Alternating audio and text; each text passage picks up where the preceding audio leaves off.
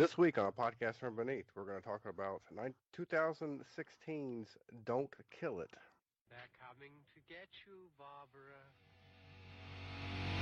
It has been established that persons who have recently died have been returning to life and committing acts of murder. The unburied dead are coming back to life, seeking human victims.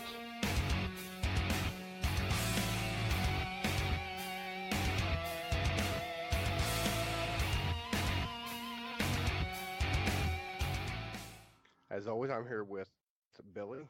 How's it going? And Eric cannot join us for this week's episode, so we have a special guest. Special guest, introduce yourself. Oh, shit, special. You do me too much service. Well, I am William Von Grimm. You may know me from the Grimm Podcast, but I am happy as hell to be here talking about Don't Kill It. Thank you for having me on. Yeah, thank you for joining us and filling in. So since Eric couldn't be here. Yeah, thanks for coming. Absolutely, it's a pleasure. Tis a pleasure. All right, so 2016, Don't Kill It, starring Dolph Lundgren, directed by Mike Mendez. William, go ahead and give us your thoughts on this film. You know, I did not initially know what to expect. I know I had heard about it before. I mean, Dolph Lundgren does a cajillion movies in these last 4 or 5 years for whatever reason. Hell, he did a Kindergarten Cop sequel for shit's sake. But when I was first told about the movie, I didn't know much about it. But I recall seeing the little window, whatever, on Netflix, and it was actually added to my watch list or my queue or whatever the hell that thing's called.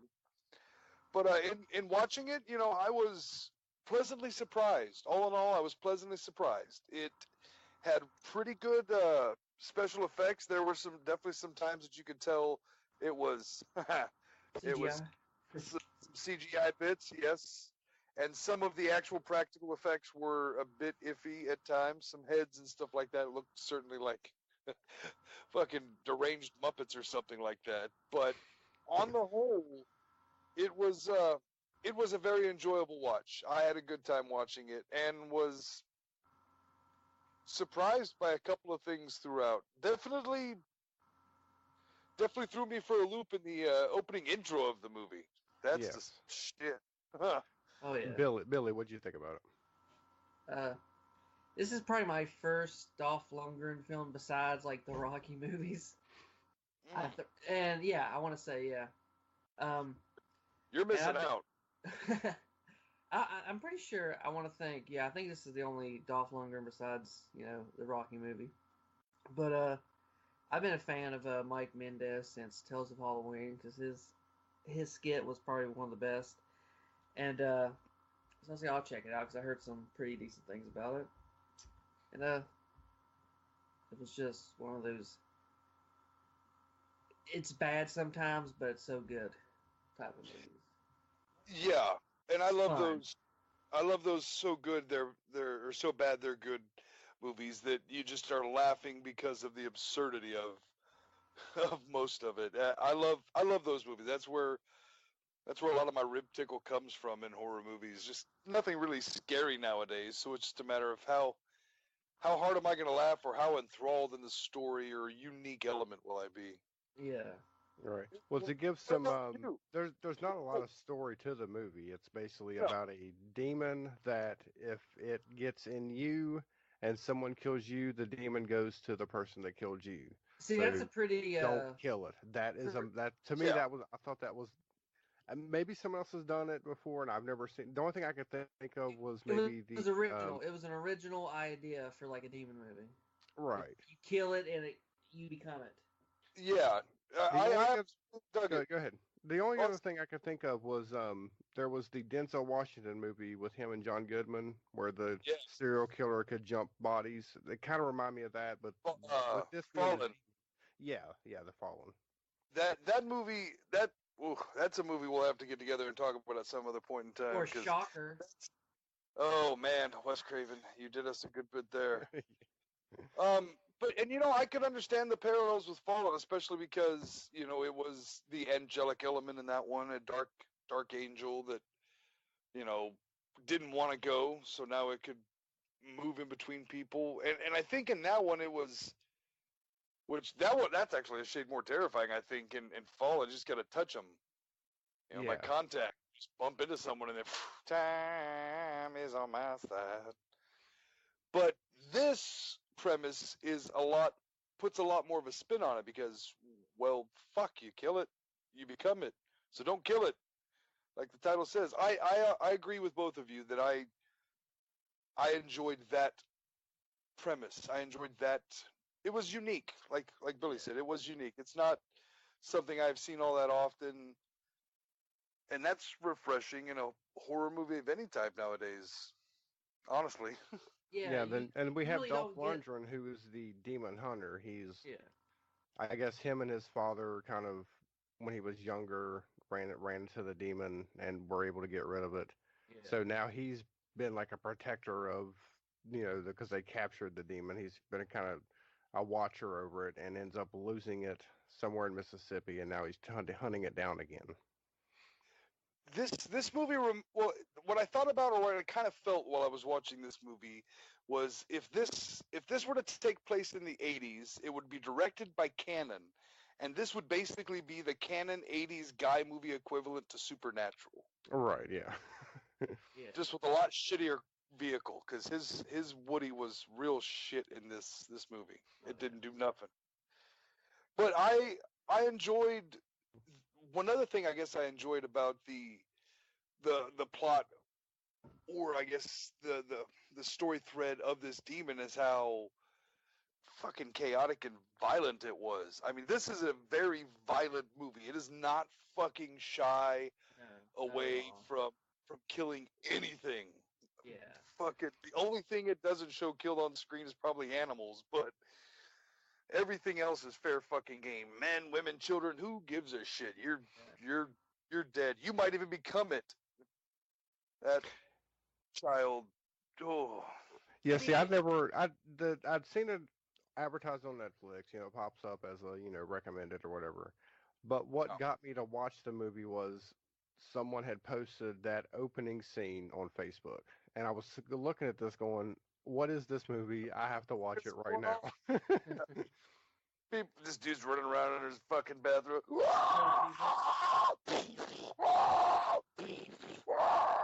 I mean, this movie has violence. Yes. It's very rare for a movie like a B movie like this to have such a an original idea that hasn't been done before.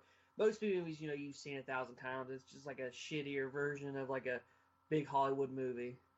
Yeah, it would have ended with some shitty fucking smoke encompassed demon. If it was a Hollywood movie, like everybody would live. Right. Like the guy, like the girl would live. Yeah, no, absolutely. Or she's protected by it, or like can't happen to her or something if she was cursed as a child. I don't know if you are going to get into them or not. Spoiler alert if necessary. But, or do you want to save spoilers for a little later on in the conversation then? If that be the instance we're saving spoilers, want to talk about some things that are off the spoiler table for right now? Yeah, we can save spoilers for a little bit, because what I want to talk about now is Dolph Lundgren. Of course, Rocky. You know him from Rocky. I think the only other things I've probably seen him in was the Expendables movies. Both of y'all are missing out on so much. I have seen Dolph Lundgren in a shit ton of movies. Oh wait, Beastmaster. I've seen him. He's in Beastmaster. Oh, right? he's not Beastmaster. No, He-Man. Fucking He-Man. Yeah, I've seen He-Man. Okay. And Masters of the Universe. He was in a Universal Soldier with Jean. Okay. Goddamn. I forgot about that one. He was in The Punisher way back in the day with Louis Gossett Jr.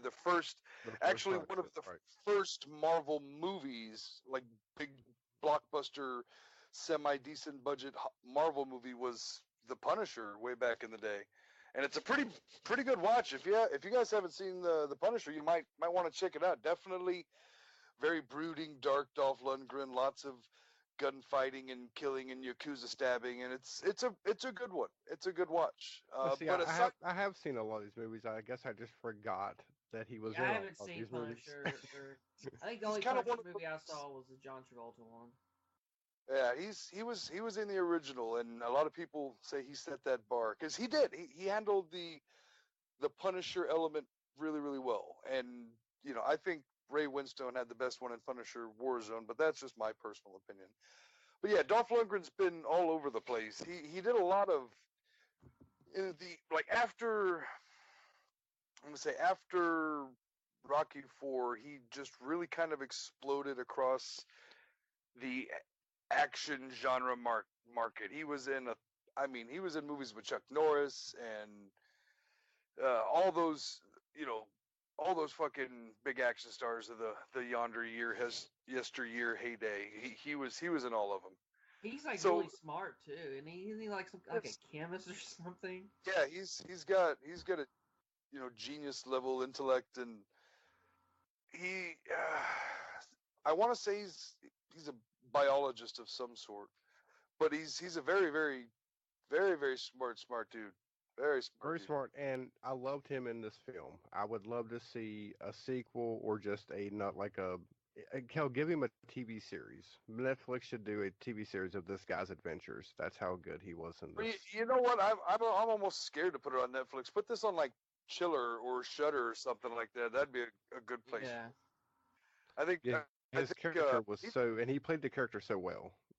He did. He had kind of like a Simon Belmont quality to him. Just kind of this air of like, well, I've dealt with this shit long enough, and trust me, I know what I'm doing. He's like the Riggs of the Demon Collection world. Yeah, but the scene where he goes to the sheriff's office to talk to him, and they're trying to, and the other two deputies are trying to pull him out of the room, and obviously they can't because their stature is much smaller than him. So he just continues to get his entire story out while they're trying to pull him out of the room. It was like one of the best scenes. Yeah, no, I laughed. Was funny. Yes, I laughed a lot throughout a lot of scenes in the movie. Honestly, I laughed a lot. I shot him and I ran. I shot him and I ran. Fuck you! You would too. I laughed. Well, let's start off with where I first started laughing. After we get through our opening intro with the hunter and the dog and all this, that, and the other, we end up we transition to a lovely little dive bar that totally wasn't a set. That was no way whatsoever a set. It was totally a bar because it had a jukebox machine and a dartboard in the background, a pool table. And I saw a sign that said beer on it. So it's a fucking movie with a real bar. But that interaction, that particular scene with our little... initially, when they were first amping it up, I thought it was, this it's a guy and a girl they used to date or whatever. But nope. She just straight up classifies herself as a hooker. Within seconds, I ain't running no charity case. Just one time, the whole time. Yeah, that threw me off. I didn't know she was a hooker at first. Well, until she started outright saying it. Oh yeah, no, I'm a hooker, and you're cut off. You're cut off. What kind of a business is she running? How much of a fucking, how much of a red did this guy have in her little debt book? How many times did she hand out hand jobs for free? Sometimes he got IOUs. Right? And instead of that, just IO screws. Right, yeah, there you go. I like it, grabs him. Say it. I'm a piece of shit. I'm a piece of shit. He was grabbing that dude's ear pretty good. I was trying to, when I watched it again today, it'd be the second time I watched it, and I was trying to figure out if that was a fake ear or if he was really pulling, because he was pulling that ear so hard it was translucent. You could see through it. He was really pulling that fucking dude's ear. And I think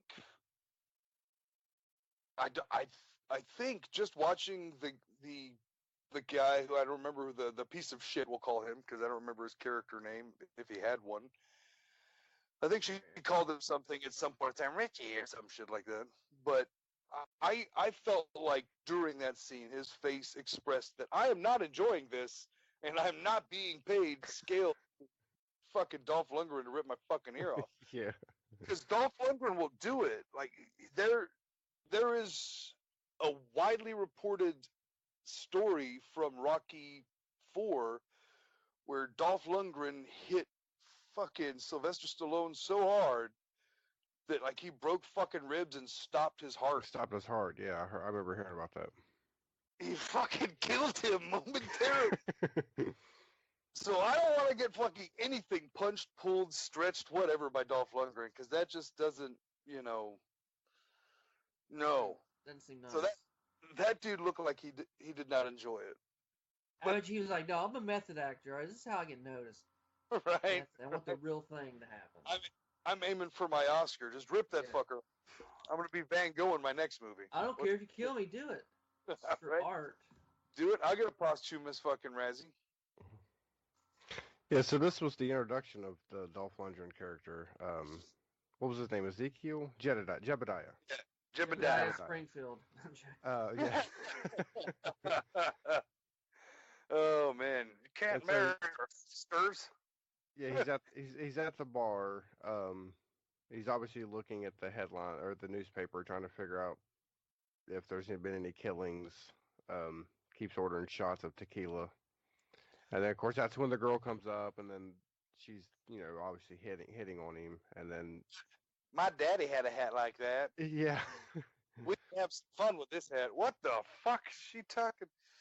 Oh yeah, we're in Mississippi. I forgot. Yeah. So whenever after the piece of shit comes up and Dolph Lundgren almost rips his ear off and then buys him ice cream. Yeah. It was her brother. That's who it was. Yeah. That's when him and her, they leave together, and we cut to the sex scene. Yeah. Sorta. Sort of sex. Yeah. Basically, it was. I mean, I don't know. I've roughhoused with gals on top of me like that. The only thing is, he should have just been like holding her hands, like because he just laid there. Yeah, no, he laid there, had some hand on the hip. She was, whoa, wee-haw, yo, with his fucking hat, and the hat on, yeah. They had her hair taped to her boobs so that way you catch no nipple. I guess they wanted to stay within their R rating just for language and violence and whatnot, because they completely kiboshed all possible nudity from this movie in general. And maybe that's, it's not a necessary thing. I'm not saying that nudity is required in horror movies. I've seen 1,000 horror movies that are excellent and don't have a single solitary stitch of skin that is uncovered in them. It's not necessary. But if you are getting to that point, why you pretend? Go big or go home. Right? Yeah, especially when you're watching what we'll call a straight-to-video horror movie. Yeah. You kind of expect it a little bit.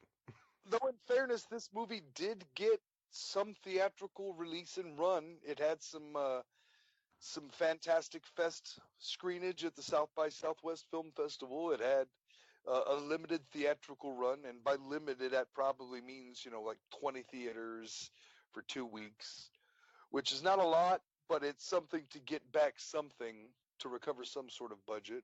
Right. And I guess the majority of it, I've got to get in and figure out how the hell that Netflix thing works, what kind of chunk of pie they get for just dumping these movies to them. Because Netflix makes a shit ton of money. You just figure they got 10 million subscribers at $10 a month. That's a lot of money. Yeah. And that's just at the minimum. Yeah, see, I'm not for sure how streaming services work. I know that, video rental was always... So, a video store would pay an outrageous amount for a copy of a movie. I'm talking that's why $700 per, $700 per VHS tape. That was why... That way, you can make the money back. Yeah, and that's why, Blockbuster would get certain movies and Hollywood would get certain movies, and the other ones wouldn't have them. They'd have exclusivity to rent those movies for a period of time, however long. I don't know, a few months, I imagine it was, until until that exclusivity agreement ran out. But that, I imagine that being something similar nowadays, because there are movies you can find on both Netflix and Hulu, or all of them, Netflix, Hulu, Amazon, even the free ones like Crackle and whatnot. But then there are certain movies that aren't exclusive properties created by, that you can only find on certain streaming services. And then you have ones like the fucking Cloverfield paradox, which are entirely Netflix things, though that was not their original intention. It was supposed to be a whole big old movie released to wherever, but I think they knew it was going to suck. So the way that I kind of understand it is basically sold at, like, I'll call it $1 million over. Like, say they spend $40 million on a movie, they'll sell it for $41 million to Netflix to call it a profit and be able to write it off as a profit in lieu of a loss. Right. So it's smart, but it's also... Yeah, was that Cloverfield movie? That was made with, how much that movie cost? Wasn't it like a pretty penny, maybe? Yeah, I think it was originally supposed to go out. I think it was originally supposed to be in theaters, and then studio said, nope, not going to do it, and sold it to Netflix. It had some test screenings, and the test screenings that people saw of it, they just didn't care for it at all. So that's why they, got... $45 million. Yeah, I was saying somewhere around 40 mil. So they sold it for like 46 million or 47 million and call it a profit, call it a good day. Which is smart. You think about it, a movie studio puts out so much money for, these movies they're hoping that will sell, and then they only make $10 million at the box office off of a $40 million budget. Somebody's losing their fucking head. Yeah. Whereas you put it on Netflix, let it run. But, yeah, and if a studio's, whoever sold that to Netflix, now they don't have to pay for the marketing. Yeah, no, it's all... And like, marketing's a big chunk of, like, huge movie, budgets. Yeah. It's usually, 2 times the actual production budget itself. Which I think is ridiculous. Yeah, because you can advertise for free on the internet, so I don't know why they still... The best advertising that exists. Twitter is a fucking real free way to advertise. It gets us around. But yeah. I dig that it was on Netflix, because that means I didn't have to pay for it. So that means I was enjoying it overall. Yes. I would have been a little bit less than happy if I had to pay like $4.99 for this.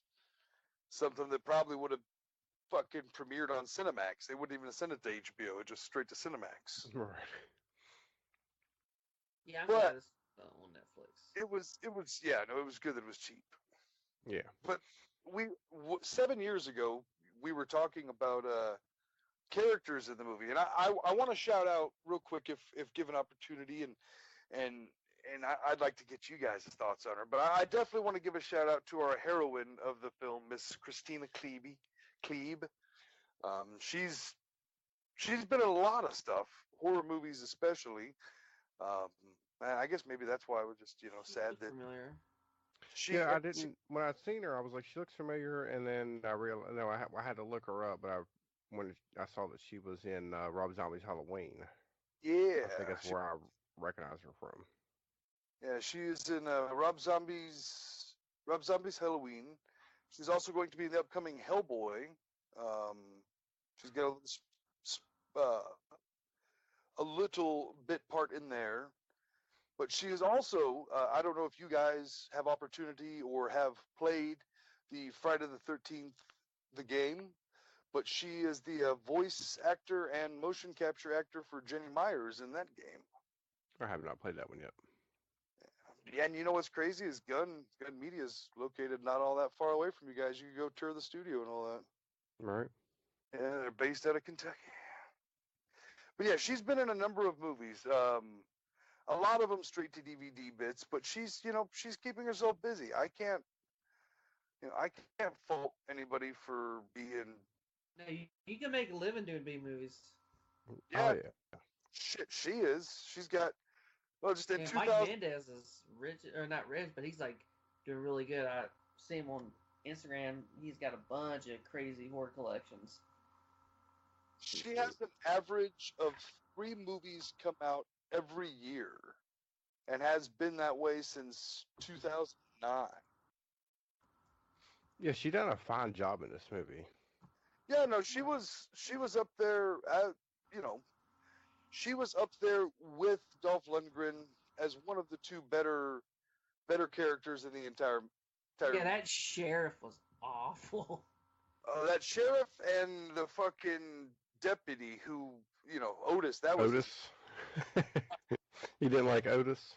I was not the biggest Yeah. fan of Otis. I thought it was a combination between both Dewey and Doofy from Scary Movie and Scream, respectively. I was just expecting some kind of, comical fucking laugh track to go behind him.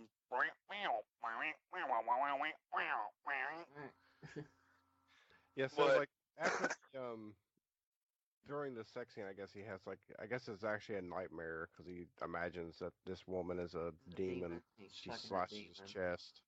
Gives And him he the wakes. Holy Trinity scratch. Yeah, and he wakes up, and then he's trying to sneak out. Of course, he's got like 30 necklaces that he has to put on. I'm assuming these necklaces are maybe relics from, maybe like from other people family that had loon been. past.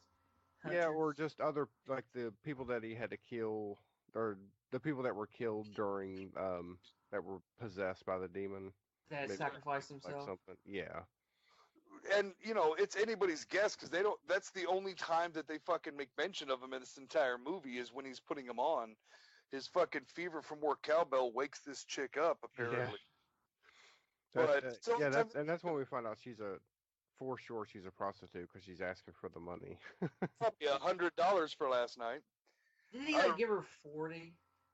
No, I think he gave her 100, and she said, I usually charge 150, which I actually wrote this down in some notes. $100 to $150 for the night. I get a That's bed. a fucking hell of a deal. That's Yeah, I know. a great deal.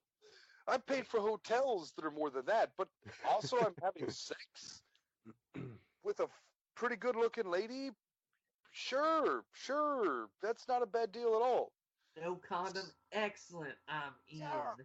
Whoa, they're back in it. Let me give you 150 for sure. Yeah, no, and that's all we see of her. He gives her the $100 and thank you, come again. Well, he hears on the radio that there were other murders and where they were at. Yeah, exposition. Radio. This is Brian Johnson, and you're tuning into WKKKY Exposition Radio.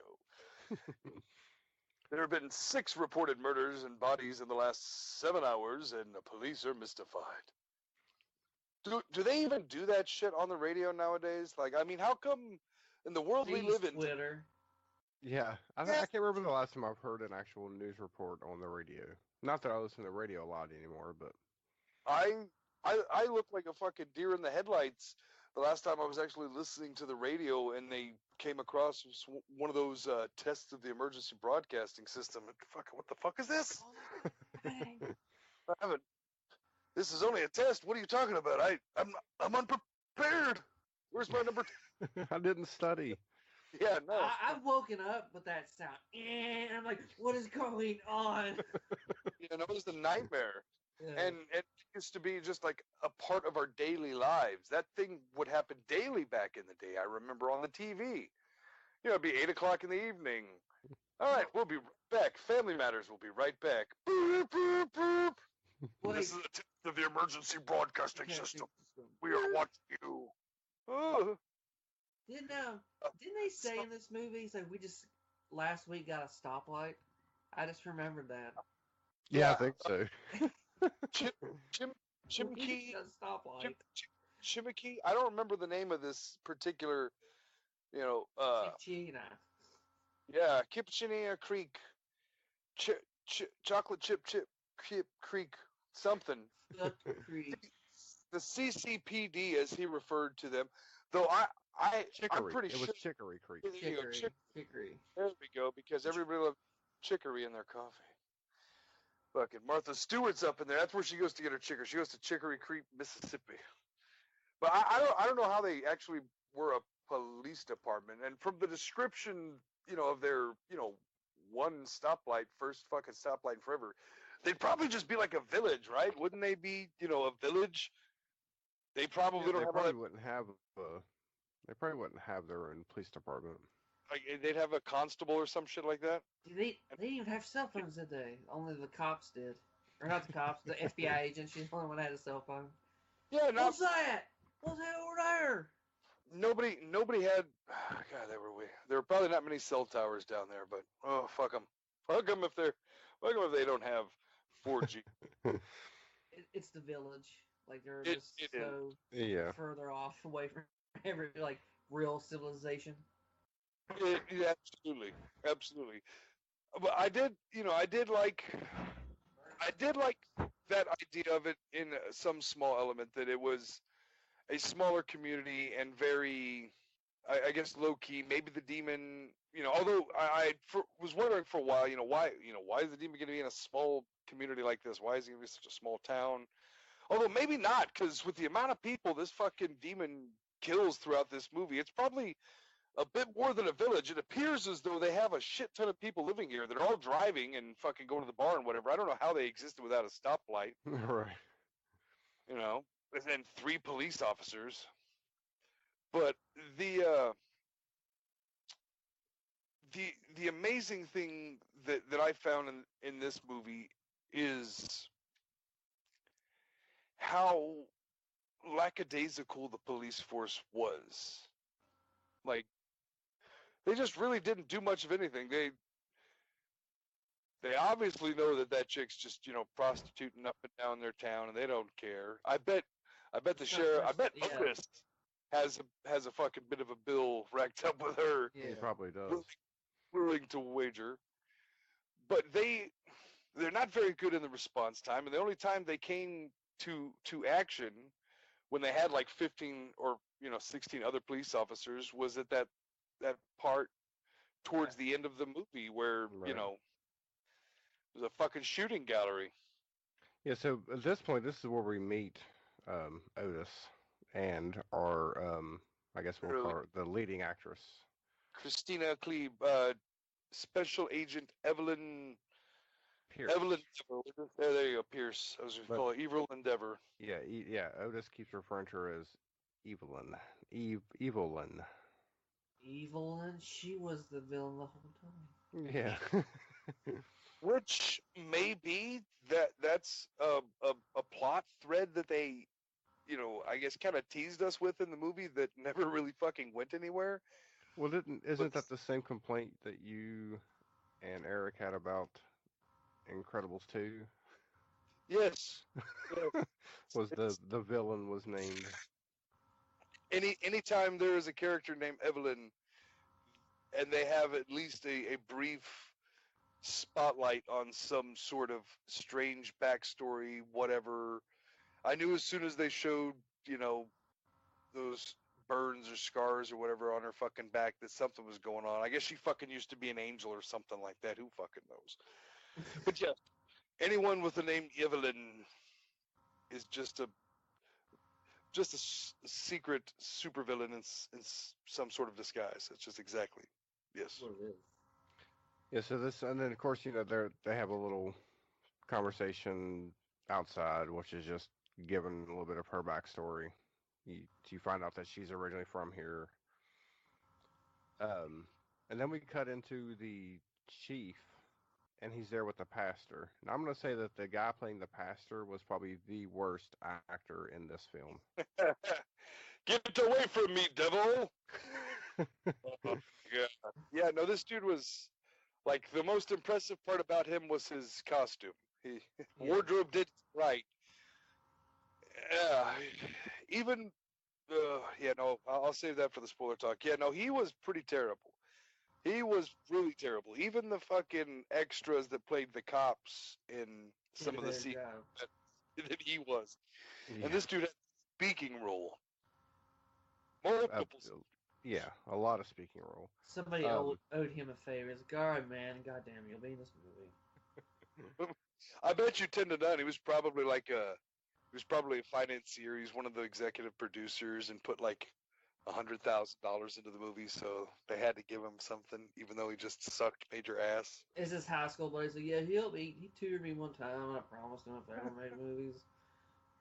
I came back. He's letting us use his house. Yeah. It was something else. This actor. But again, there are a number of actors in here that I was saying earlier that were just terrible. Holy shit. They didn't have to go very far. I just came to a realization while looking up some information. Our detective Otis, or Deputy Otis, or whatever the fuck, she called him deputy, so he wouldn't be a fucking police officer if he's a deputy. Just came to that realization. But his actual name is Otis Willard. I don't go by any other name than Otis. I am a method actor, sir. Would a rose by any color smell so sweet? What the fuck is he saying? Now, I love the fact that this movie was only 83 minutes long. When it ended, I was like, holy shit, how long have I been here? What? Yeah, when a movie like this, when it's fun, you're keeping your attention, it goes by fast. It's including 8 minutes of credits, too. Right. They got into that 75-minute mark. But I liked our little cadre of characters. I like, we have our introduction to FBI agent, Special Agent Evelyn, and our background, Otis, and police chief, deputy sheriff, whatever the fuck he is, who is about as useless as tits on a whore. And then, Lundgren comes in, and like you said earlier, like you were talking about. Yeah, but then whenever, this scene here, whenever Jebediah shows up and just kind of, walks into the. Just walks back to the fucking chief's office. That shit don't happen. Just some asshole walking into the beef no cheese's office. My father is a police officer. That shit don't happen. You can't just walk back there. Unless someone's on drugs. Well, if someone's on drugs and they're going back there, it's ending a much different way. This week on live PD, this asshole was shot 8 times because he jumped the barrier. They don't like him moving around. But I did like the line that our special agent delivered. They were going to cuff him, and he's just, let me tell you what's going on here. And she just says, okay, let him go.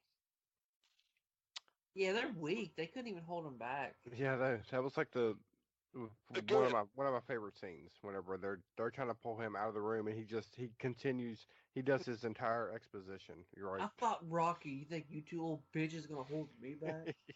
Yeah, I killed Apollo Creed. Apparently you forgot. I must break you. Yeah. Yeah, You just let Dolph Lundgren talk. Even if you don't know what the fuck he's talking about, you just let him talk, because he'll either rip your ear off or punch you so hard in the chest you'll stop your fucking heart. That's probably why they were, not haphazardly, but half-assedly dragging him out of there. They didn't want to fucking... That's them actually trying. No shit. But they done something cool at the end of that scene, too, which was kind of... felt kind of, and I don't know if it felt out of place for this movie, but whenever he's basically in the hallway outside of the doorway, and he's asking him, are you gonna let me help you? Let me help. And then like a door closes, and as the door swipes the camera, it obviously cuts to they're putting him up in a cell. Yeah. So it was kind of a cool transition. Yeah. But it was like only thing they'd done like that in the whole movie, so it kind of felt out of place. But I thought it was kind of cool the way they done it. You can have this one real good shot, and then that's it. You don't have the budget for it. That's it. We've got the fucking Steadicam for one day. Let's fucking maximize it. Yeah, no, I appreciate what he was going for with what he had, because this movie only had $1 million budget, which is, by most movie standards, is fucking a drop in the bucket. I mean, $1 million and to come away with what he did, and to have Dolph Lundgren in it. I'm sure Dolph Lundgren doesn't come all that cheap, but apparently Right. cheap if their entire budget was $1 million. Well, I think He's probably $100,000 of it. Probably, maybe even a quarter of $1 million. I would be willing to wager that you could probably get Dolph Lundgren in your movie for. Well, I don't know. You're probably right. $100,000 does seem a bit more likely, and it's sensible. He's got money. Dolph Lundgren doesn't need the money. He's a smart man. He's invested money. He's continued his education. He's fucking got dollars falling out of places you and I only wish we had. And then the girl who played Evelyn, she probably got like maybe $70,000, $80,000. Yeah. So somewhere around there, and then some of the other assholes were just straight working for scale, if anything at all. Some of the extras.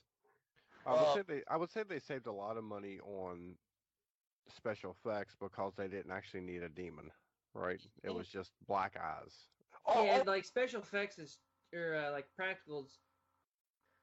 No, wait, that costs more than that's cheaper than yeah, because they have to pay for CGI labor skills and all this, that, and the other. I am an advocate for the old. I prefer, traditional practical effects versus CG. I like CG as an accent, a complement to something. There are certain bits that you just can't do. So there's certain stunts that can be made nowadays utilizing CG as a complement, but whenever you have an entire creature or something or other as CG, it takes away. It really does. It looks awful sometimes. I'm glad they didn't utilize it as much. And you're right, with having the black eyes, it saved having to design a creature or CG a creature. Although I'll be honest with you, I kind of want to see, and I don't know if if they shot them specifically for this movie, or if they utilized bits from other movies that he's had, other, stuff off the cutting room floor. But the flashback scene or the explanation scene of the different types of demons when they're having fucking breakfast or whatever. Oh yeah. There was, practically applicated in some instances CG demons in that scene. There were scenes of that, and I was curious why. I'm curious if they have an aspiration to maybe do more, maybe show more demons, different tracking, but you can go prequel with it, right? Because, and we can't talk about the ending just yet, but I definitely want to talk about the ending before we get out of here. Oh yeah, we will. Yeah. Oh my goodness, and especially the ending. But I wish they would have spent a little bit more time on some of the backstory. I would have liked to have seen more with those demons and the situations with there. I was very curious about the demon that just kind of hangs in the doorway with like an invisible spider web waiting for someone to walk in. Now that sounds fucking terrifying if you ask me. Oh yeah. A fucking doorway demon. Just kind of reminds me of that fucking thing from the Beast from the first Poltergeist movie that's just kind of blocking the doorway. That's what my brain went to in part, just with the spider web as well. I don't know. It's weird. Right. But they had practical effects there, and they didn't. It went through very quickly. Maybe that's because they didn't have a lot of money to make it look as good as they wanted to, so it had to be real quick cuts and. Just, we're going to gloss over it. Look at this. Look at that. Oh, this thing turned into that thing. Oh, it's a demon. I think the other problem they probably run into is not so much money, because we know that, like, computer effects are cheaper. Not always better, but definitely cheaper. But I think it's quicker.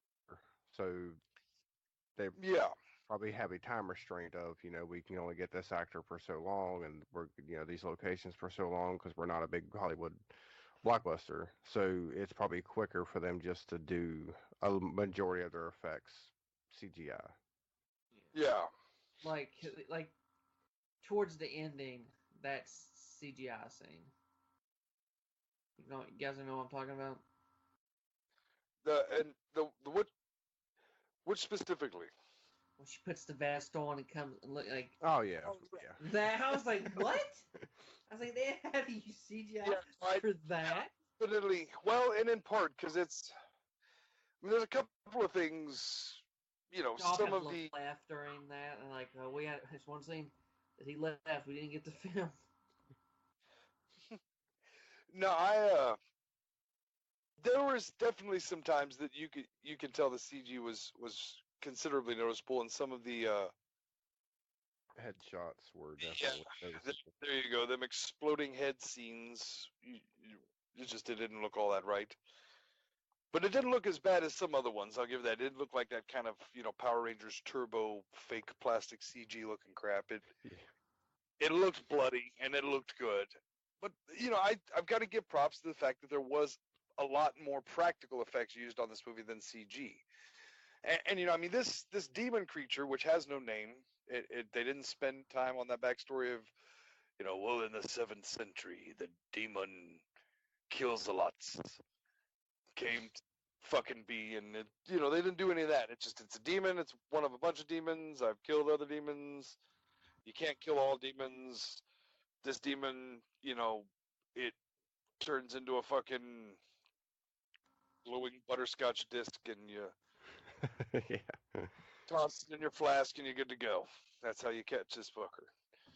Turns into the Eye of Saruman. You know how you catch this demon? You have to give me $1 million. Mm-hmm.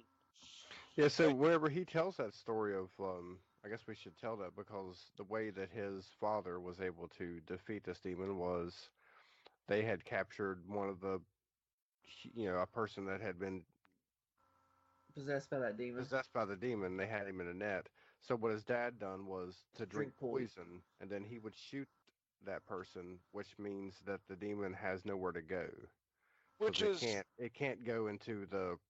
I guess it wouldn't go into the person that it's supposed to if that person is getting ready to die or has already died before it happens. So it's kind of floating around, and they put it in a flask, and that's where he keeps it at. It becomes an orb, which I have to question real quick because at the beginning of this movie, I didn't see a fucking flask. Did you? No, I didn't. No, see I saw a. That's what I was going to mention too. Was it was golden Asian lockbox? Yeah, like an urn or something. Yeah. And it looked like it had Japanese or Chinese markings on it. I thought it was some sort of Asian ghost or whatever, but no, it wasn't in that fucking flask. Maybe you should have kept it in the flask. We wouldn't have this trouble at all. How did it get to that? Yeah. Oh, that's right. He was on a plane. That's right. Yeah. But and they definitely, obviously, didn't have the budget for that scene, and they just kind of, fucking the sheriff just kind of gloss over. Oh yeah, I remember investigating. Yeah, that was like some other funny parts. Whenever the sheriff's like, oh yeah, I remember investigating that, and Dolph Lundgren's like, oh, good for you, Good for you. Yeah, whatever. Good for you. Yeah, it was a crash. What did you do? I had to bail on Congratulations. the plane. Yeah. The fucking thing fell out of the plane, and Hunter found it, or actually the dog found it, and then Hunter, had issue with dog, and poor Rottweiler's always getting a bad name. Man's best friend. This movie, fucking poor Rottweilers. But yeah, no, that's the reason that this demon got left, I guess, in this bit of Mississippi was his plane was flying and it fucking had a fault, so he had to bail on the plane, which is always a fucking good idea. Let's just, not try and land the plane at all. Let's just jump. Let's possibly kill hundreds. Explode in midair and fucking rain bits of plane across the fucking land. That's a good thing. But it's Dolph Lundgren's fault that any of this shit's going on, so that's why I figured I had to stick around for a few days to see if anybody found it. Motherfucker, why weren't you looking for it? He didn't seem too sorry. Oh, you know what? Actually, I think if I remember correctly, in the story, he said he buried it in the swamp. No, I think he was. That's why he was coming. Yeah, that's why he's going to there. bury Yeah, it in the Do it, swamp. and it crashed. Because I mean, it didn't look like it fucking. I don't know why you wouldn't try and find it yourself. But basically, he was smart. He worked smart and not hard, and let some motherfucker find it for him. And then oh well, I guess I got to go get it now. Because Yeah, so he basically tells her, like, the Evelyn, whenever she's getting ready to go, I guess, interview somebody, he says, mention or ask him about the eyes. yeah, and that he gives that foreshadowing about the eyes, which we have seen up until this point is it is a telltale element of the possession, and I mean, in the scenes when the demon is on screen and it is doing the killing, it's a fucking bit of violent mess that's going on. It's chewing all along with its yelling, and it's why don't they ever mention that? Or like, no, look at its eyes. No, listen to this fucker scream. Screaming, yeah, kind of Yeah, like that don't sound normal. invasion of the body snatcher type of scream. And it's fucking loud too. It's just running around screaming and shooting people, regardless of whoever it takes possession of. Be it a fucking guy driving a truck, guy on a motorcycle, little old fucking lady. Yeah, something's not right if someone's screaming like that. Yeah, no. And whether their eyes are fucking black or not. I can't see that good, so I'm gonna go by the screen. Yeah. So he basically drops that hint of like, go check the eyes, and like you said, she goes, she investigates or not investigates, but speaks with the survivor of the most recent killings, and it's the one guy's wife, and she goes over the scene, and crazy neighbor comes in bathrobe killing everybody, and yeah, I wasn't expecting the flashbacks. I was expecting not to, because I thought, okay, we had a bit of violence at the beginning, and that's probably it. No, they just continue on with it. This guy comes in and just blowing kids away with a shotgun. Continue on with it. Did they continue? Oh my God, they fucking continued on with it. Because let's get to that fucking town meeting part. Because I really wanted to talk about that. The town meeting. Well, let's touch on one more thing real quick, just to move it on, because whenever Jebediah and our FBI agent Evelyn, she has a backstory of, I guess, she nearly drowned when she was a kid. Oh, that's right. And of course, she survived it or whatever. And then as she's taking her clothes off, he notices that she has, I think he calls them birthmarks later on in the film, but she has some kind of markings on her back. And I thought they were fucking scars or something like that. Yeah, but I think he said birthmarks. I like hot wax poured on my back. Yeah. So she's obviously was either an angel or some kind of angel, or just has been touched by God at some point in her youth, that is able, and that's why these demons are really wanting to get into her. Because she's a unmarked soul. She got that bomb ass soul. Yeah. She's not on anybody's guest list. Yeah. She's just rocking her own fucking party. You haven't had a soul until you had her soul. Right? Which, and that's what I initially thought when I saw the scar. I was like, all right, so is she a fucking angel and she doesn't know she's an angel? Did she cut off her wings or some shit like that? What's going on here? Was she a victim of a fucking serial killer? Is this Dogma? Are we watching Dogma? Right? Yeah. Not drinking any alcohol. It's totally Dogma. Totally. We're just waiting. But yeah, no, that he made that phone call out there. It's like, I want you to do a. Dolph Lundgren makes a phone call after seeing these scars and wants the backstory of this chick. And I guess that's the most that he got was the whole drowning thing. But he didn't really. I don't remember seeing him get a fucking call back from anyone since he called them. Yeah, I know. Call me back. Where? And I guess the other thing we should point out too is whenever she's attacked by the. Oh yeah. The current demon. Yeah. She looks into his eyes and she sees flashes of computer graphics. She sees some really bad CGI. Yeah. Of a nuclear explosion, and then what? Herself Her floating, right? We going see her super floating. Saiyan. Yeah. You know what those scenes remind me of? Remind me of like those like screensavers on your computer that moved. Mm-hmm. That's what it remind me of. Saber. Yeah. Yeah, and then you have her, awkwardly floating in air, doing a fucking kung fu yell. Yeah. Which something else happens too right here that I thought was kind of cool because obviously you can't kill that person because you'll be the next one to get possessed. So this thing attacks Dolph Lundgren, and Dolph Lundgren like shoots it, and I'm like, what's going on? Yeah, I was Rubber like, bullets. the hell?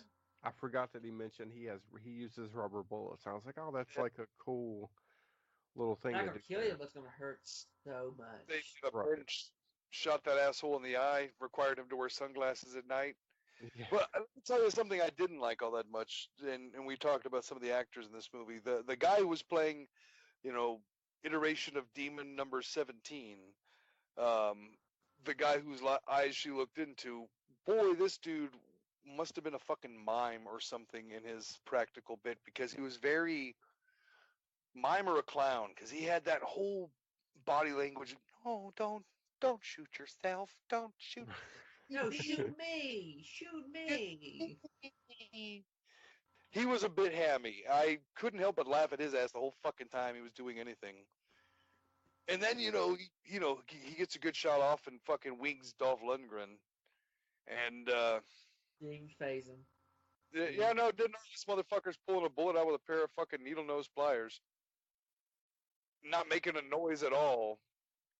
You're a badass, Dolph, but you ain't that much of a fucking badass. Right. Sticking needle-nose pliers into a bullet hole in your arm. You go, ow! You sound like fucking James Brown. Yeah. So at this point, they realize, okay, something is really going on here, so they call a town meeting. Yeah. And I guess what the big mystery has been whether all of the murders are connected or not, because if they're connected, then I guess it's a bigger deal. Yeah.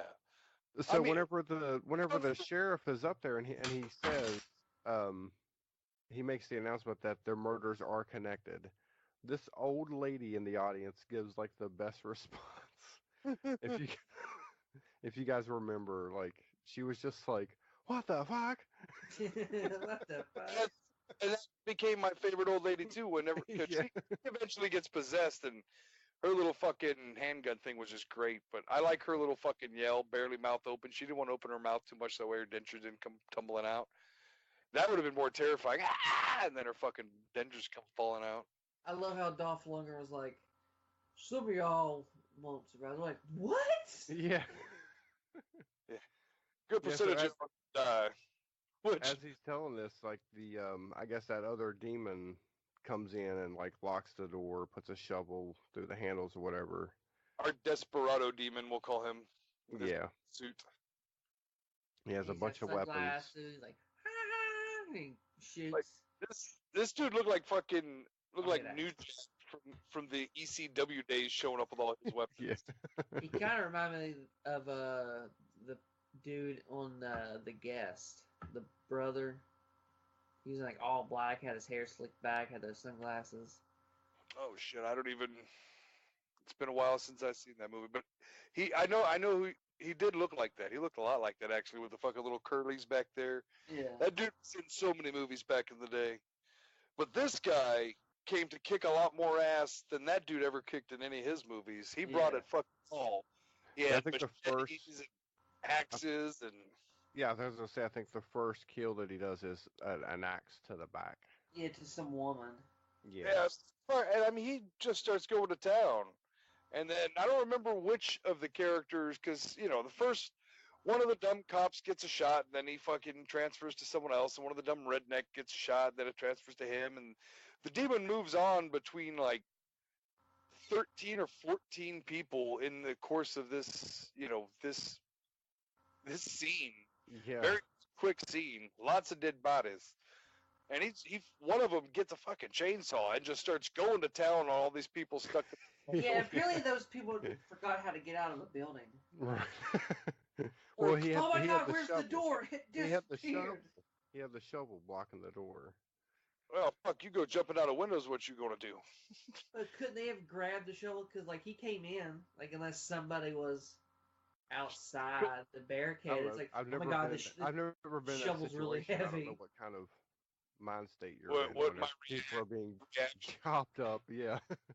My reaction would probably be, hey, there's a fucking chainsaw on the floor. I bet that'll come in handy.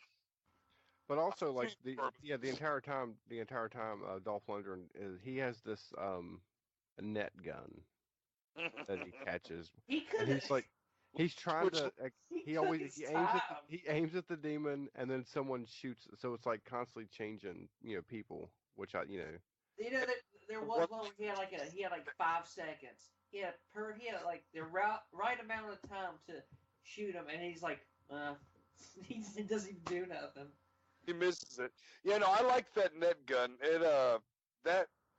I'm almost 110% positive, and I did not have the time to actually go and look online, but I am almost 110% positive that fucking gun is a leftover from the old American Gladiators days. Because I swear to you, I remember seeing assholes shoot people with that net gun and that. it probably was. Because that's probably something he knows. Some of them old gladiators from the back of the day, he could just hey, let me borrow the spider net or whatever the fuck they want to call it. But I think the last person to get possessed is the old lady, right? Yeah, well, and she's just running around shooting everybody. Last person to get possessed inside, at least, is the old lady, and this is after the demons slaughtered 90% of the town that's in there. I mean, like most of them.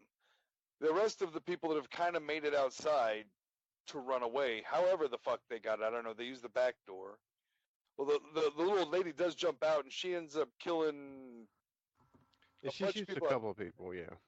Somebody takes a shot at her, and then no, she gets hit. That's right, she gets hit by the dude in the van. Oh yeah. And then he fucking takes over and decides he's gonna go Grand Theft Auto on the rest of the fucking town folk, and he starts. And then CG. That's when the guy on the bike shoots him. Yeah, it just becomes just a bloodbath.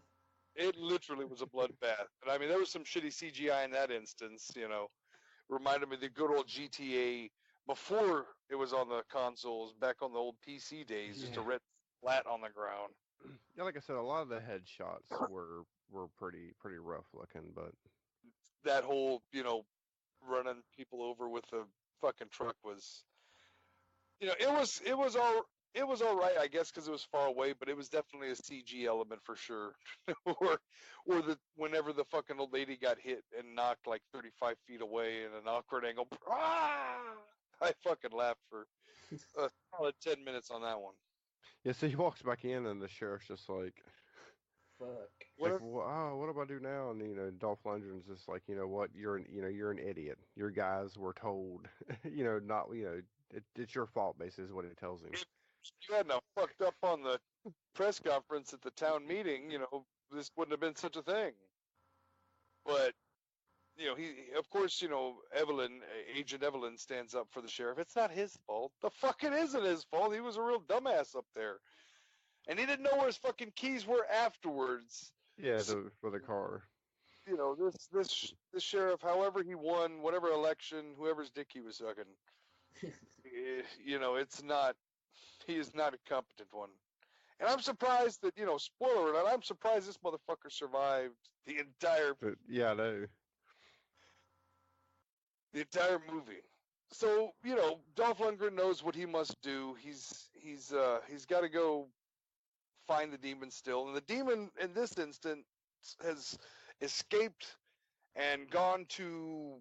I don't remember how he ended up at this other person's house, but it's gone to someone's house and goes home, I guess, and is going to kill someone, going to kill the littlest girl. And I guess her sister stands Shoots up for him. her. Yeah. Fucking off-screen shoots him, and then, she becomes the fucking creature now, and they have a plan to stop the demon old school style. They're going to have the little girl's dad, drink the poison and then fucking kill his daughter, and that'll end it, Ipso facto, problem solved. Let's put the fucking butterscotch disc in my flask and let's go. But of course it doesn't work out that way. Dad takes the poison and the fucking FBI comes in because she called, I guess she fucking called from somewhere from her cell phone that has never seen or used. Yeah, that FBI agent dude was a terrible actor. Oh yeah, the main guy, yeah. Is that an? I don't remember what he said, but he said something that was. He said something that was rather stupid, rather. Is that in order? Is it? Well, yeah, no. He said, "Is that an order?" And then there was some other line he had, some other phrasing that just made no sense. It was something that either he fucked up a line or something. Maybe if that was the best take, then I hope they got their money's worth from this fella. But he fucks the whole plan up because he arrests our Dolph Lundgren character and escorts Christina Klebe out to the fucking car, and they don't get very far. They just get to the car, and then the dad starts fucking throwing up some McDonald's Shamrock Shake, and my favorite scene in the whole fucking movie is when they open that fucking bedroom door. Oh yeah, because she comes out like fucking X-23 on Logan. Really? Like Jesus Christ, where's her fucking claw hands? She's some badass fucking like stunt maneuvers too. Like she practiced her choreography and that shit for a good little while. You can tell. She already knew it. It's her daily routine. The back, the head, and some fucking crazy kicks and like neck breaks and shit like that. I mean, she fucking went to town. The one guy gets his head shoved into antlers, some deer antlers that are mounted on the wall.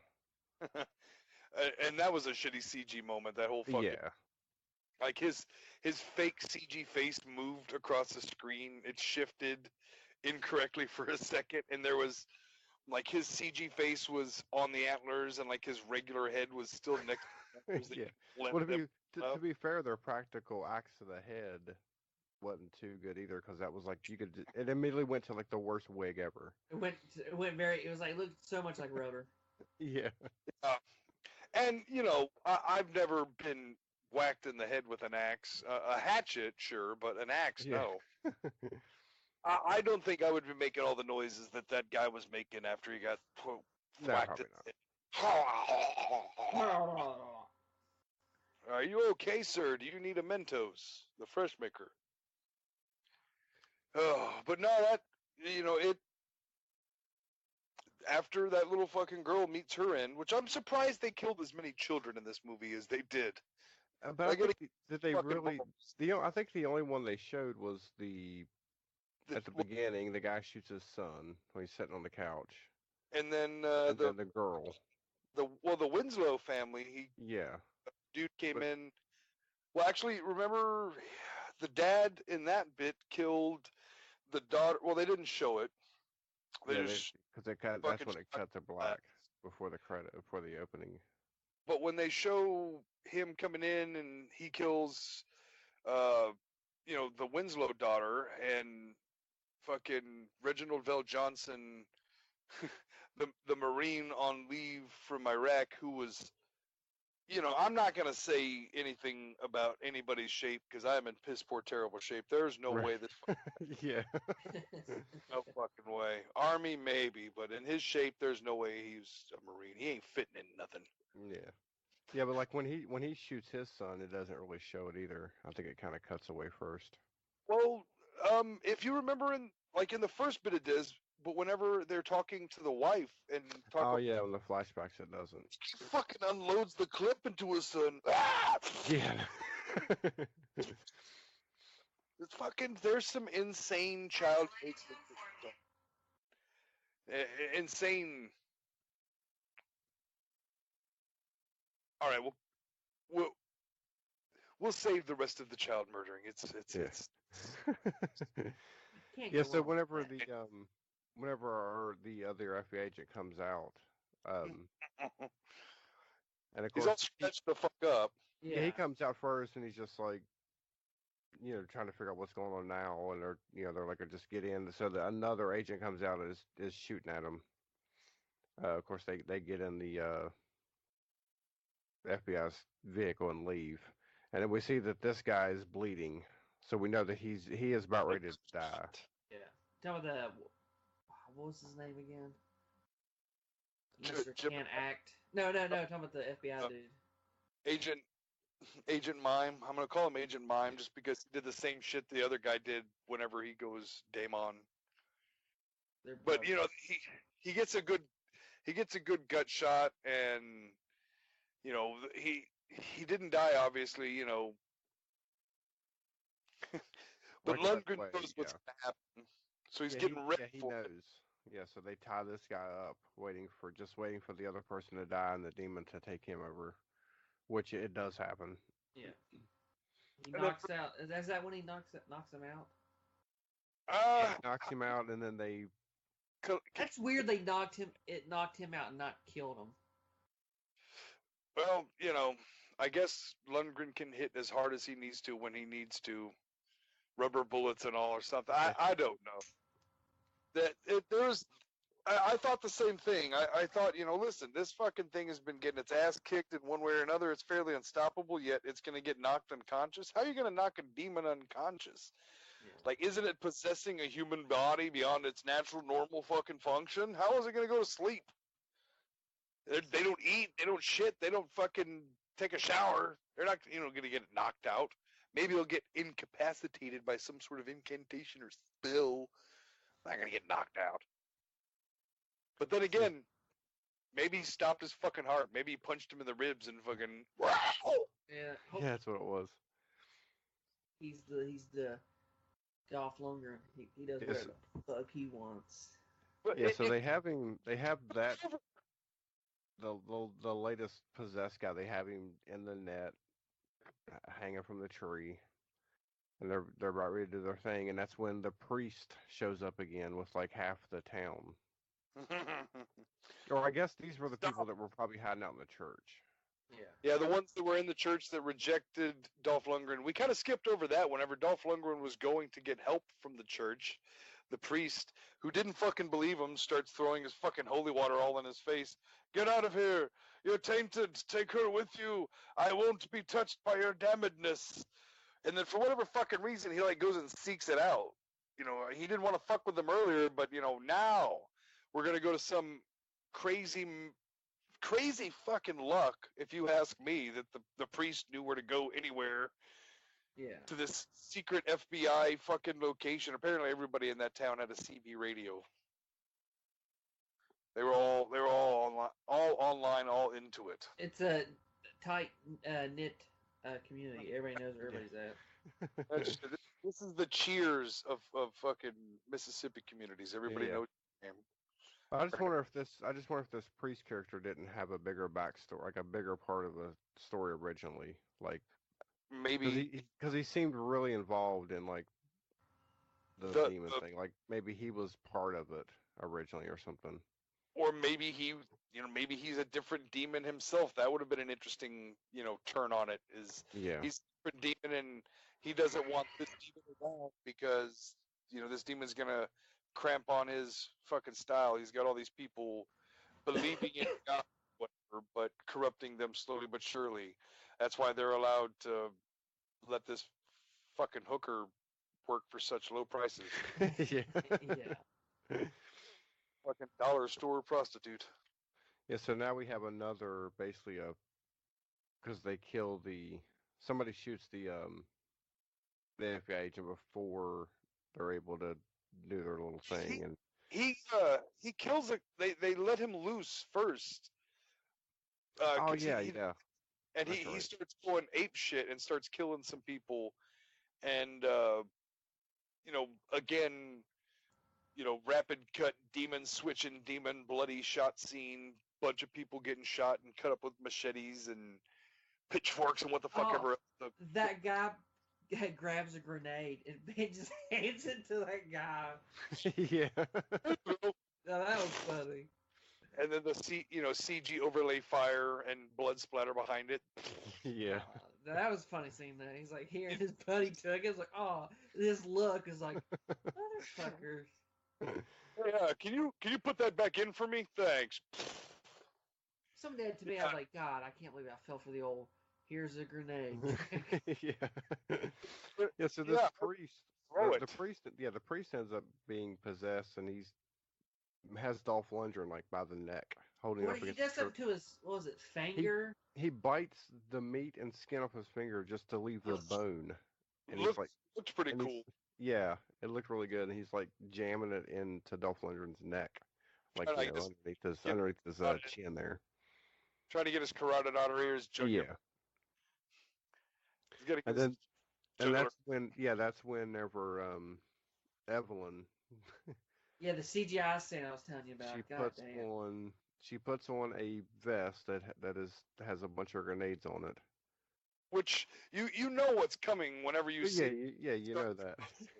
It would have been more impactful, in my opinion, if they didn't show that and just kind of cut to her fucking aiming the gun, like, oh shit, what's she gonna do? Is she gonna sacrifice herself for him, and then he can stop her or whatever? But no, they fucking basically play. All right, get ready for it. It's gonna happen.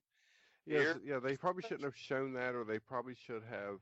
That should have been something she's had on the entire time. Not the entire movie, but at some point they, we're going to get ready for battle. If they didn't, have it on her for some period of time, in my movie going experiences, maybe I'm too analytical and pick out too much stuff, but I would have noticed something like, hey, wait a second, she didn't have a vest on earlier, and then they do the reveal, and that would have been cool. But no, they have to I assume they either had to make sure that she got the amount of screen time that was necessary, or the people who were watching this, they assumed were colossal fucking idiots. Yeah. Make sure they know that she put the vest on. Yeah. Wouldn't have been able to draw conclusions, even to the microest fucking degree. But yeah, she, like you were saying, she fucking gets the vest on, and she's got the fucking priest at gunpoint. And she shoots him in the head. Drop that motherfucker. Which brought us, the earlier teased, somewhat flashed kung fu fighting Super Saiyan over 9,000 fucking screaming moment with the red fire sky, and and this I thought it was so out of place to me. She has an incredible set of pipes on her, does Miss Christina Klebe. Between the Friday the 13th game and the horror movies that she has been in and done, she is a hell of a scream queen. And I wish, it looked good. She's able to hold a scream for a good long time, but I would have much rather hear her scream a shade more overlaid instead of just the demon, I'm winning, Tiger Blood. Right. So I guess when this demon gets into her, I guess it's some kind of biblical end. The sky turns red. She floats up into the air, and I guess maybe like the demon's there, but she's still there because she looks over, or the demon looks over, and she opens up her hand to reveal that she had pulled a pin out of one of the grenades. Which this one is like, huh? And she looked at her like, huh? Yeah. Yeah, I heard that tool-timey kind of voice coming out of that. And they kind of showed her pulling. Yeah, like her, she looks. Before she looks so menacing, and then as she opened her hand, she's like, huh? Yeah, and then CG explosion. Christina Klebe is fucking exploded everywhere, and her name is actually pronounced Klebe or Klebe. Yeah. So yeah, she's exploded everywhere. See, I couldn't tell if it was full CG or if it was just like a dummy that they blew up, and like the green screen on it was rough.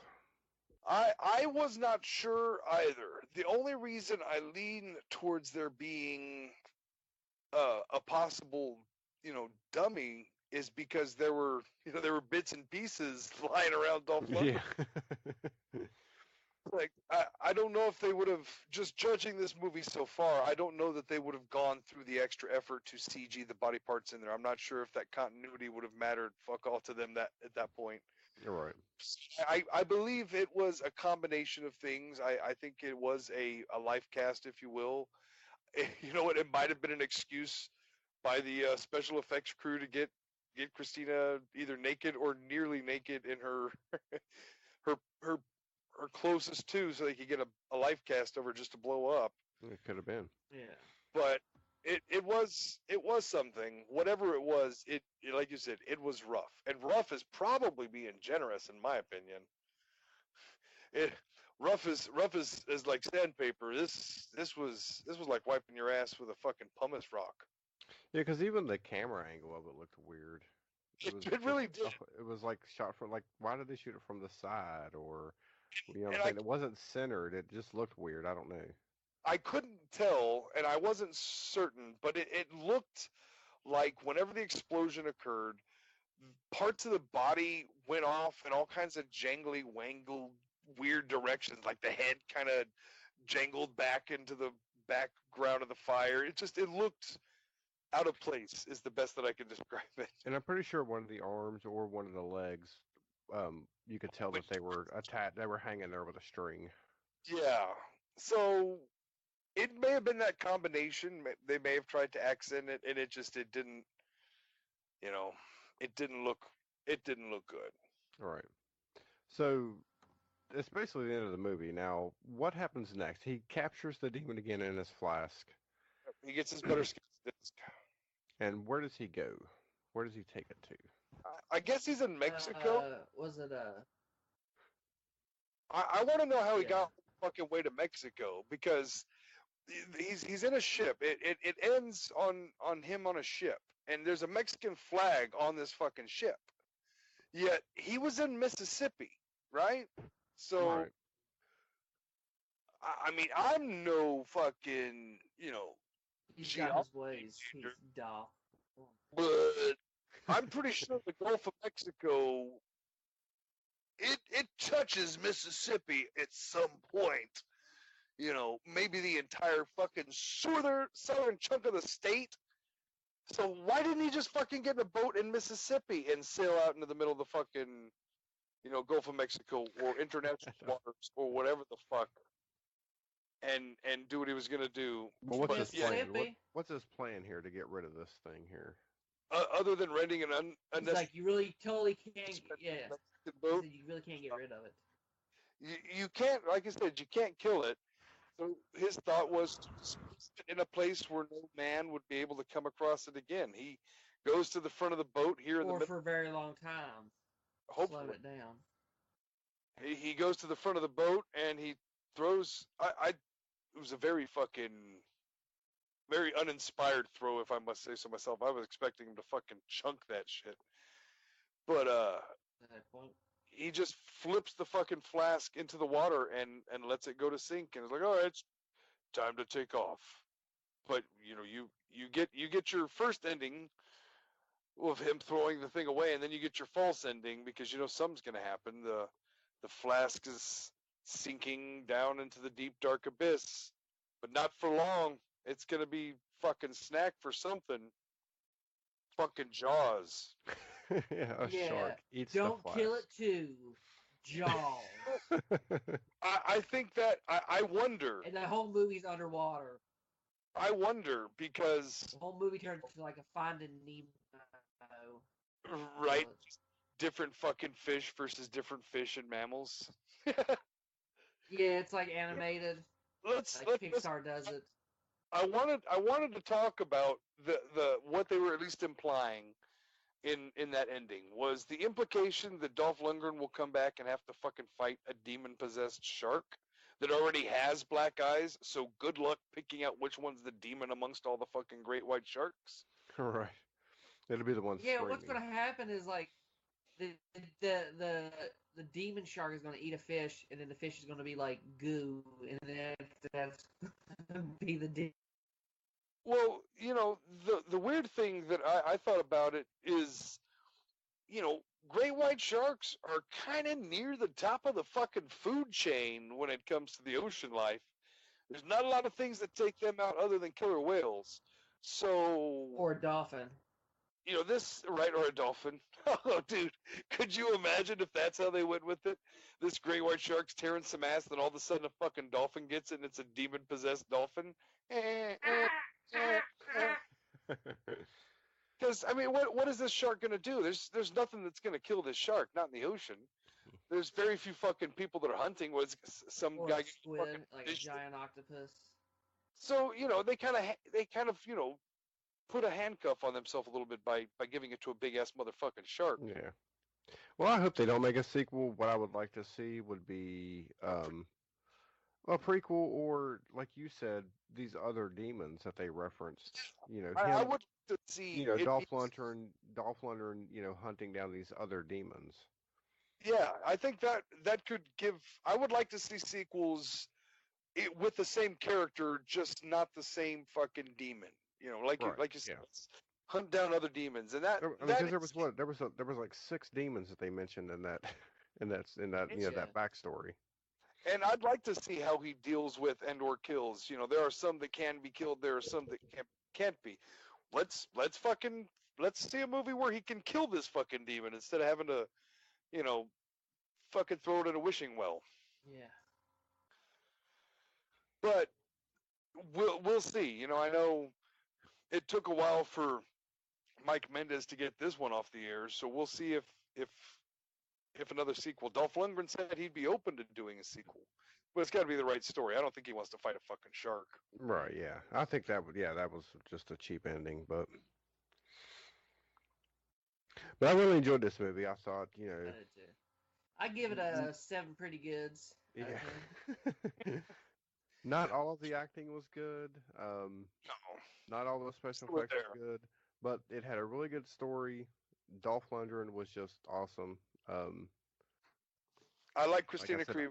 Yeah, and like I said, I want to see more of his character with other demons. I think that would make for a decent series that that they could work on. Yeah. Let's see some more Jebediah Woodson. I think that was his name. Jebediah Woodson. Yeah. Let's see some more tales Woodley. No, I'm sorry, Woodley.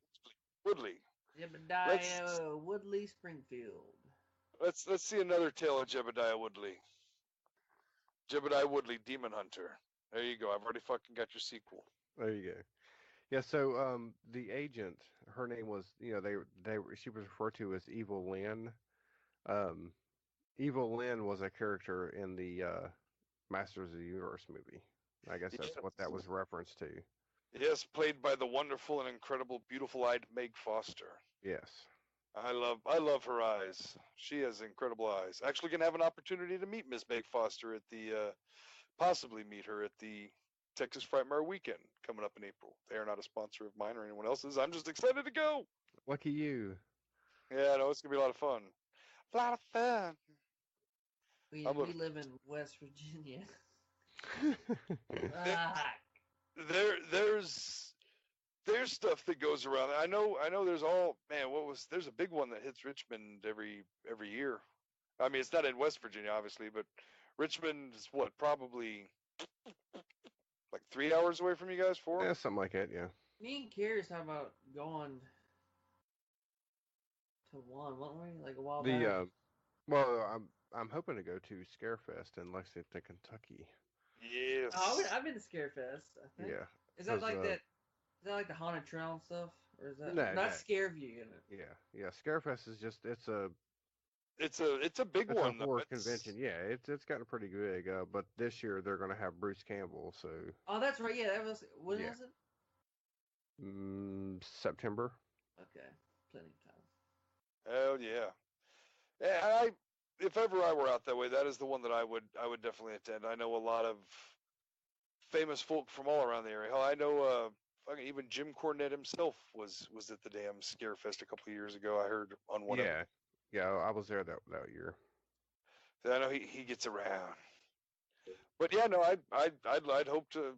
Shit, I hope you guys get to go as well. I love conventions. They are more fun than should legally be allowed, but they also by getting their fucking money. They yeah. no problem finding their cheddar at the damn fest's too expensive. Nah. That's how some make their living. Yes, let me ask you this: so what this movie could have had a different lead actor. What if you had watched this movie and it was Ron Perlman playing the Dolph Lundgren character? You know, I don't think it would have been as good, honestly. I think Ron Perlman would have. I think he would have been a little bit too much. He's already Hellboy. You know, he already had Stevens. He's called Hellboy. And if not that, he's whatever his ass was on Sons of Anarchy too. Because he has an incredible following. Even before then, he was a fucking beast in Beauty and the Beast. Yeah. You know who could have played a good young Jebediah Woodley if they were young? Again, fucking Casper Van Dien. All right. Yeah. There you go. Young. He could do it. I think there are a couple of people that may or may not have gotten it right. I think Dolph Lundgren, he looks the part. Oh yeah, he had really that grizzled. Yeah, he looks. He's got that permanent tan from the 1980s. Perlman doesn't have that same kind of tan, and honestly, he's not in as good a shape as Dolph Lundgren is, so I don't think he would have been able to do as many quote unquote stunts. So I don't think I would have enjoyed it as much with Ron Perlman. No, I like Ron Perlman a lot. Yeah, I do too. But Dolph Lundgren's more of an action star, I guess. Yeah. So this right here may explain away some of the horrible acting, horrible CGI.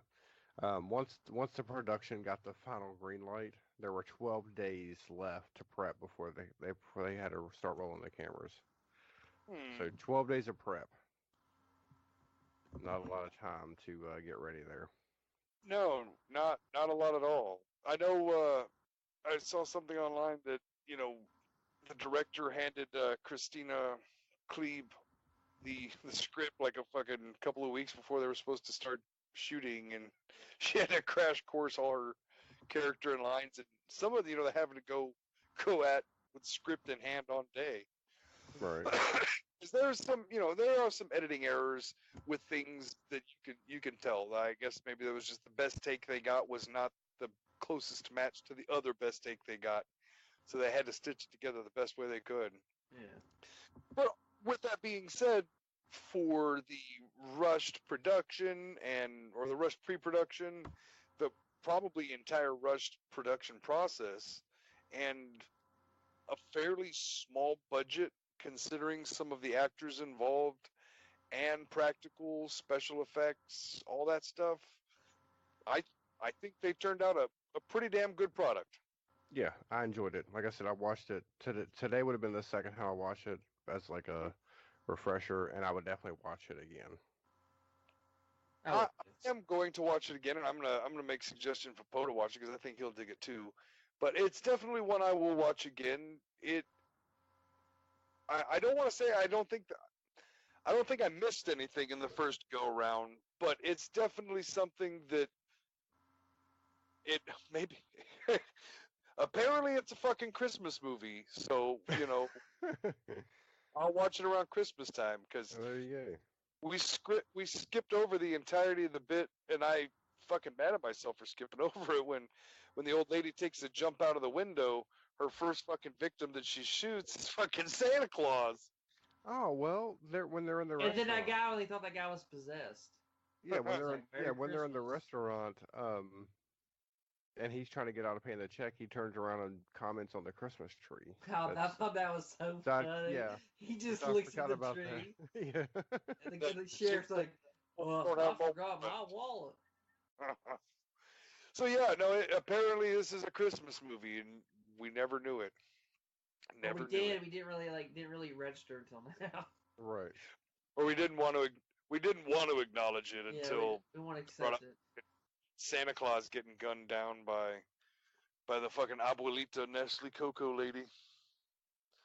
Oh man, but no, this was a good time. It was a fun movie. Yeah, I enjoyed it. I really enjoyed it. So have you seen anything else new recently? New trailers, new movies? Anything you want to tell us about? Let's see. Not really. Not many movies in the new movie department. There's trailers coming out. I actually saw a new trailer today for Brightburn. I talked about this a couple of weeks ago on my podcast, the Poe and Grimm Podcast. Trailer coming out, or movie coming up called Brightburn. I don't remember who it was directed by, but it's produced by J.J. Abrams, based on a story that he came up with. But have you heard or seen anything about Brightburn yet? Oh no, it's James Gunn. I think it's James Gunn.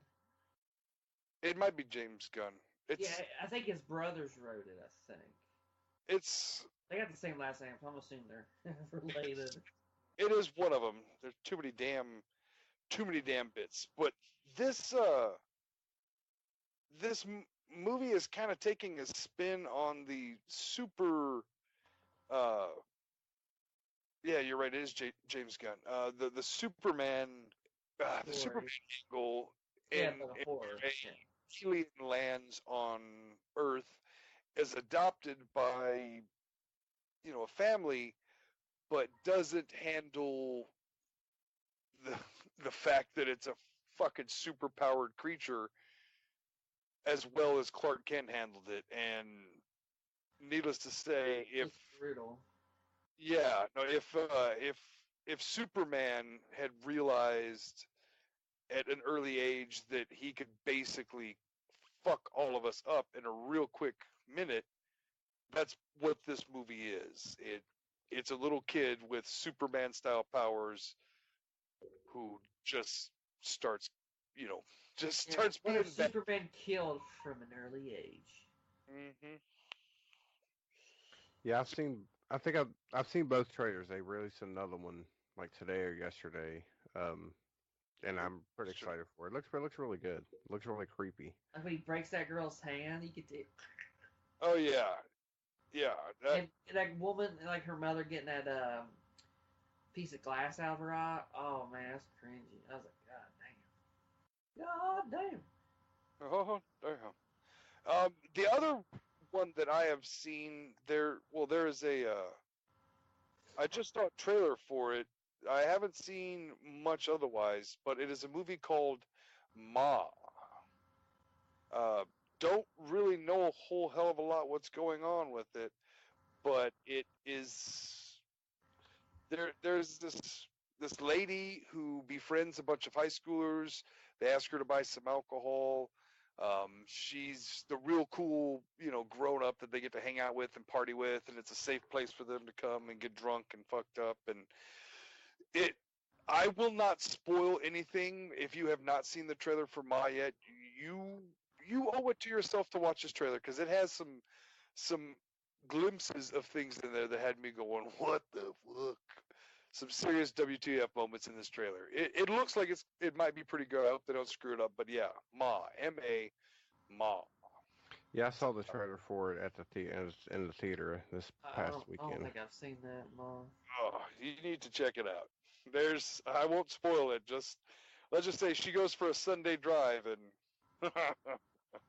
wow. No, I did see another trailer, and right now the name escapes me. I want to say the name of the movie was Summer, but it's spelled Sommer, and it kind of. I was got it Hereditary. Yeah, it kind of reminded me of the Wicker Man or the Wicker Tree.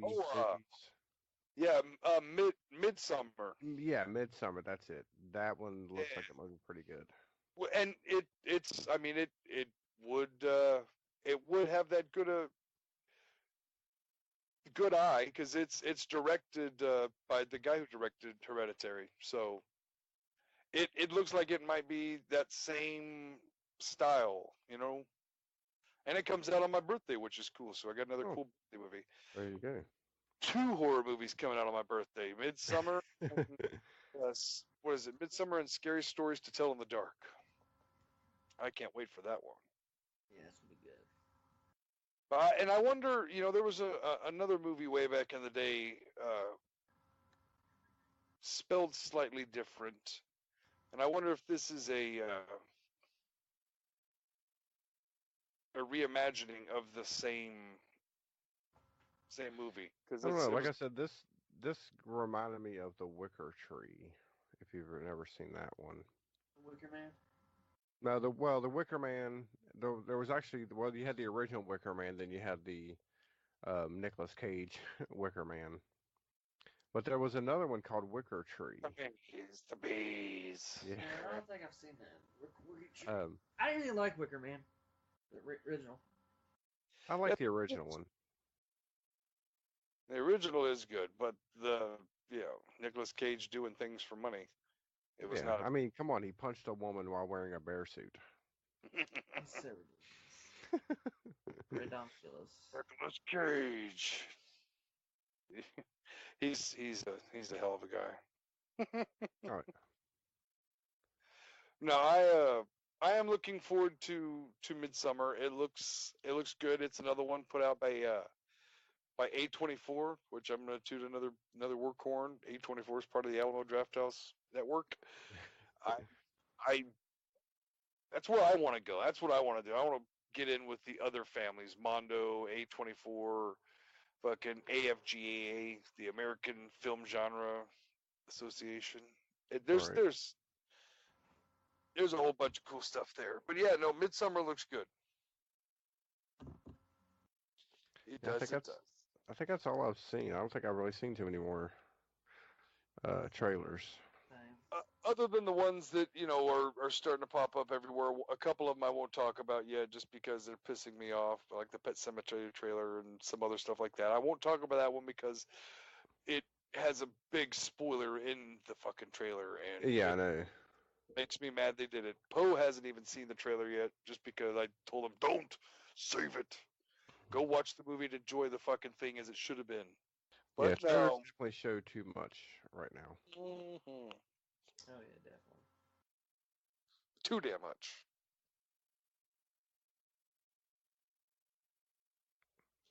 But I enjoyed Don't Kill It.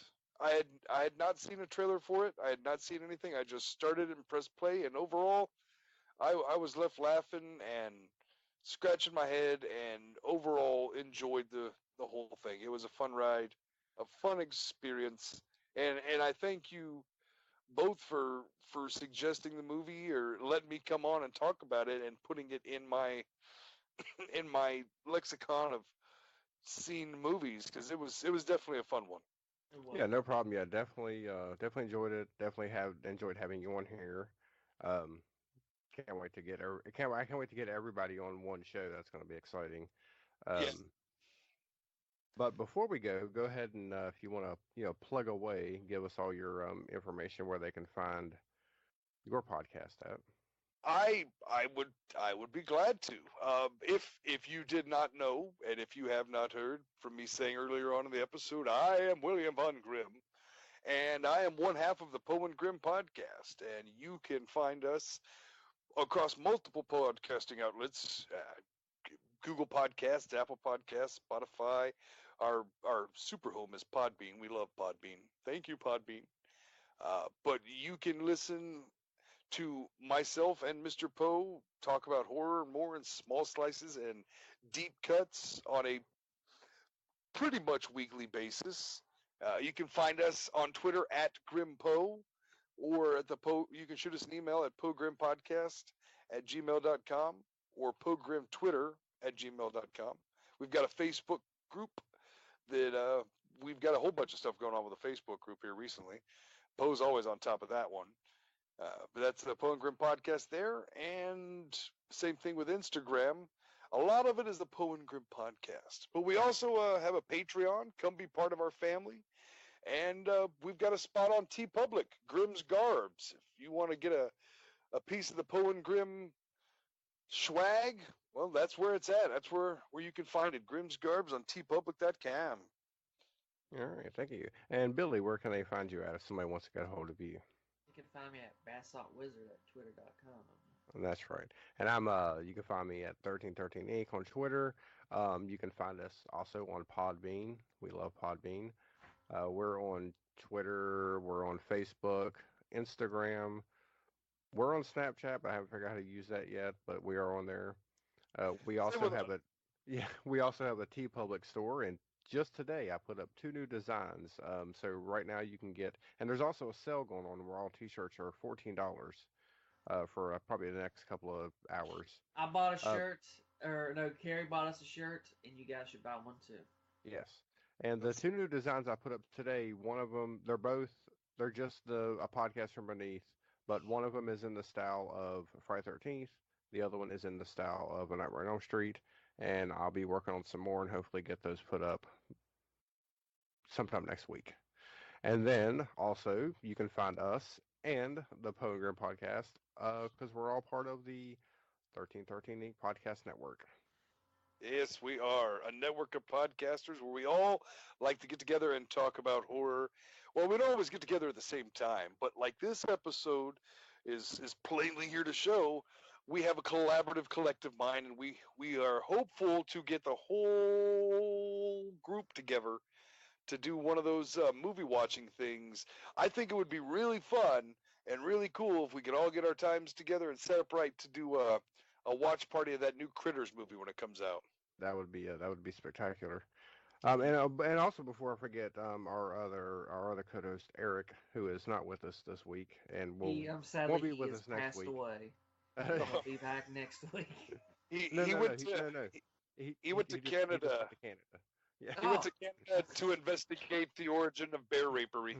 Yeah. Yeah. But he has his own podcast. It's you can find them on Podbean also. It's the Beards and Brews movie reviews, and they are also part of the 1313 network. So you can find them on their website also. And they're on Twitter at Beards and Brews, right? That's their Twitter at Beards and Brews. Yes. And it's brews like BREWS, not like bruise like I punched you and you're bruised. Right. It's like the beer. Alcohol, because we Yes. love to drink. I think it's what they do. I haven't got the list of them yet, but I think don't they drink and talk? Yeah, they review a movie and a beer. Which is a fantastic combination. Yes, and their last episode they done Critters 2. It was very entertaining. I enjoyed it. Though I did not enjoy the porcupine beer. It was that prickly pear ale was not the way I thought it should. But no, again, thank you guys for having me on, and a super duper shout out to the guys at Beards and Brews, and also to Mr. Poe. Hopefully you are having a fine and fun anniversary with Mrs. Poe. Man, 17 years. 17 years. I know, right? Yeah. Happy times to them, and tune in to our latest episode as well. It just was recently popped up there. We dug into Monster March, talking about werewolves in the first episode, so it was a lot of fun. Yeah, I can't wait to listen to that one. I'm going to listen to it probably. I always listen to my podcast in the car, so it'll be the next time I go somewhere. I'll be listening to it. I listen anytime I'm driving around, same situation, or when I begin my morning stuff at work, I'll run with my headphones on. I'll listen to podcasts. First couple hours of the day, I listen to you guys, listen to Beards and Brews, listen to Horror Nights In, listen to a number of other ones. Get my creative juices flowing for later in the day, and escape the hell that is work briefly. Which I got to be there. Oh, I got to be there in a few hours, which is terrible. Yeah. Well, with all that being said, I guess we'll go ahead and wrap this one up. Again, thanks for joining us. Really fun having you on here. It was a really good movie. Billy, you want to say anything there?